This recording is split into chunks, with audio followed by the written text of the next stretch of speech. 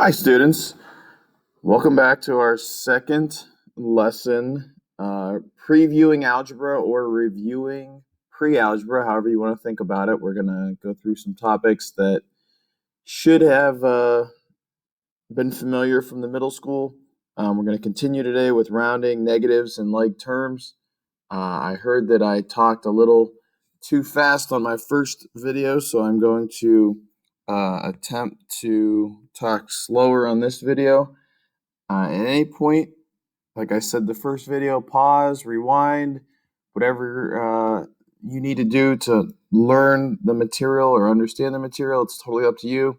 We are going to have a small little quiz on these topics at the end of these lessons. So it's going to be on Polaris, and we'll give you more info on that in the upcoming days. So let's talk first here about rounding. So when we talk about rounding, the little catchy phrase here is 5 or more, let it soar, 4 or less, let it rest. So you're going to look at the number before the position that you're rounding to. And if the number is 5 or greater, you round up. If it's 4 or less, you round down. Just some vocabulary here. This is the thousandths position. This is the hundredths, thousands, hundreds, tens, ones. Now this is tenth with a T, H at the end, tenth. I'm still working on the writing on this tablet. Then this is hundredth, thousandth with TH at the end, etc. So here it is written out in an example format. So let's look at how this will work. So we have this big long number here that we are going to round. So the hundredth with that TH at the end would be this position with the 6. So I look at the number before the 6 and I see a 3. The 3 is not going to round the 6 up, so my final answer is 22,457.06. I'm rounding to the hundredths position. The tens position is this 5 here. So I look at the number before, and that's a 7. So that tells me I'm going to round my 5 up to a 6, giving me the number 2,460. Everything after the position I round to becomes a 0. The thousands position would be the 2. The 4 tells me I am not rounding up the 2, so my answer is 2,000. The tenths with the TH at the end is my 0 right here. The 6 tells me I'm going to round the 0 up to a 1. So I write everything down as is, 2457.1. Everything afterwards becomes a 0. My ones position is this 7 right here. The number before the 7 is a 0. It does not round up, so I have 2,457. So moving on, we're going to look at positive and negative numbers.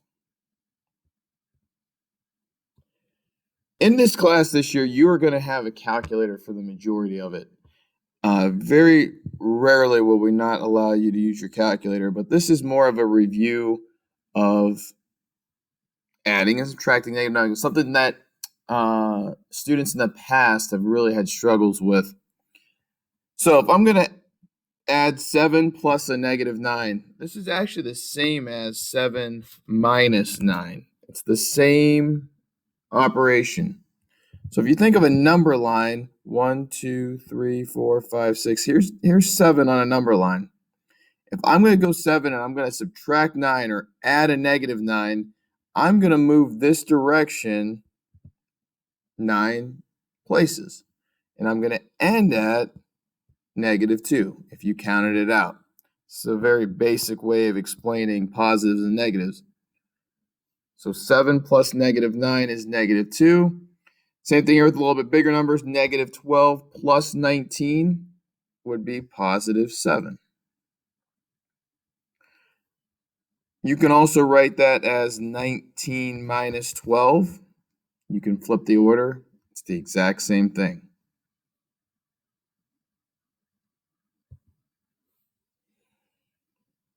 Subtracting is the same idea. The only difference is when you subtract a negative, it becomes an addition problem.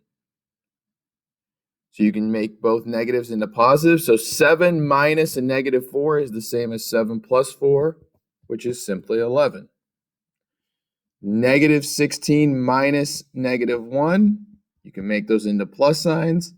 -16 plus 1 is -15.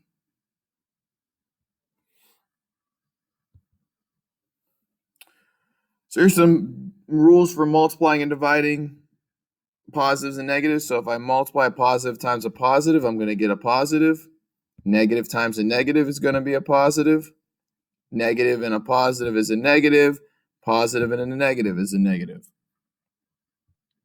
Exact same thing when I am dividing. Positive divided by a positive is a positive. Negative divided by a negative is a positive. Negative and negative. If the signs are different, it's going to be negative.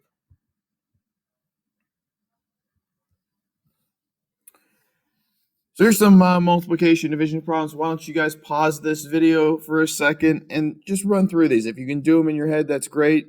If you need your calculator for help, please use it, but please be mindful of the signs.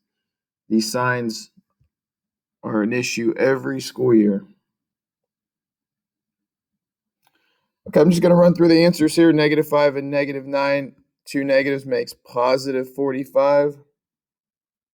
-4 and 3 is -12.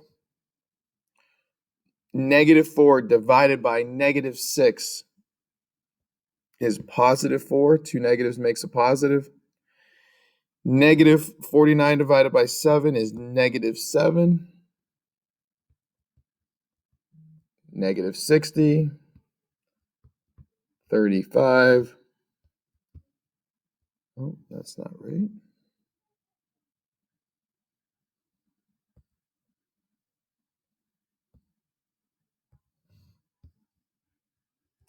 Erase that there. 100 divided by -4 is -25. And 72 divided by 8 is +9.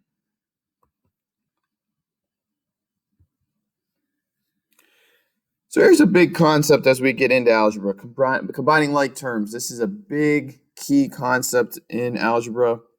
So just a real basic review. When you have terms, you have your variable term and you have your whole number term. You cannot combine a term with an x to a whole number when you are adding and subtracting. Those are what we call unlike terms. So in this example, I can only combine my x terms. And like it says at the top, change the coefficient, which is the number in front, not the variable. So -2 plus 6 is +4. The x stays the same, plus 11. You have 6 x's, and I'm taking 2 x's away, so I'm left with 4 x's. My second one here, I have the same thing. I have +1n plus 9n, which gives me 10 n's. I have 9 n's, and I'm adding 1 n to it, so I have 10 n's. And then my whole numbers, I have -10 and -3. Again, use your calculator to be safe. -10 minus 3 is -13. If you want to write that plus a -13, that's the exact same thing.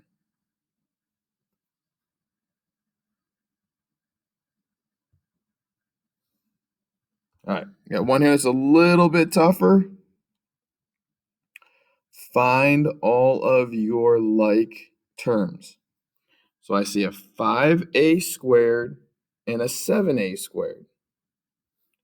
5a squared plus 7a squared means I have 12 total a squares. I see negative 6a, I see 3a, and I see positive 8a. If I have negative 6 plus 3 plus 8, that is a positive 5a. I have 5a terms. Lastly, I see negative 2 and plus 7. Negative 2 plus 7 is positive 5. We're going to be doing a lot more with combining like terms. If that's not totally clear, we're going to have a lot of this down the road. So you have plenty of time to practice combining like terms. All right, one of the last things we want to end with are the difference between adding and multiplying. This is something that confuses students all year long, really, and we want to touch on it here in the first week of school. So we already talked about 5x plus 6x. If I have 5 x's and I'm adding 6 x's, that means I have 11 total x's. 5x times 6x is not the same. 5 times 6 is 30, but my x is no longer just an x because x times x is x to the second power. At the bottom, 3y plus 6x, these are unlike terms. I cannot combine those. It stays the same. You can't combine an x and a y when you're adding or subtracting. However, when I multiply, 3y times 6x is 18xy.